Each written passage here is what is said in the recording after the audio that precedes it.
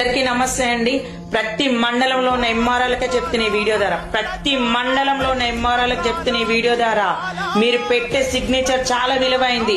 రాష్ట్రపతి అయినా సీఎం అయినా ఎవడైనా సరే, వాడు ఎన్ని 100 ఎకరాల పొలం కొన్నా సరే మీ సిగ్నేచర్ లేని చెల్లదు.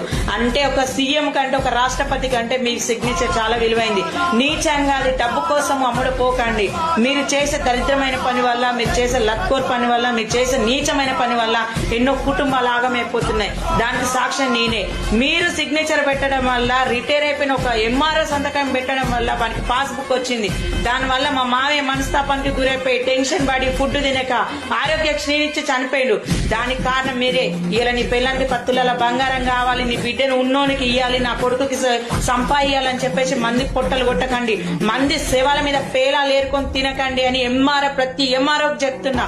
అరే మీరు సామాన్య మనుషులే, కానీ మీ సిగ్నేచర్ కి విలువ ఉంది, మీ సీటుకు విలువ ఉంది. అది ఒకటి గుర్తు పెట్టుకోండి. ఈ రోజు నీ పిల్లానికి, నీ అక్కకి, నీ చెల్లెకి, ప్రతి ఒక్కరికి న్యాయం చేసే ముందు 1-2 సార్లు ఆలోచించుకో. బయట వాళ్ళకి నేను ఎంత న్యాయం చేస్తున్నానని.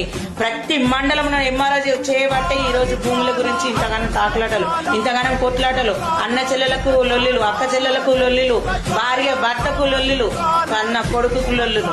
అర్థమైందా? గవర్నమెంట్ కాదు అనేది మిమ్ములు అంటున్నా నేను. గవర్నమెంట్ తప్పు కాదు. గవర్నమెంట్ మీకు ఇచ్చిన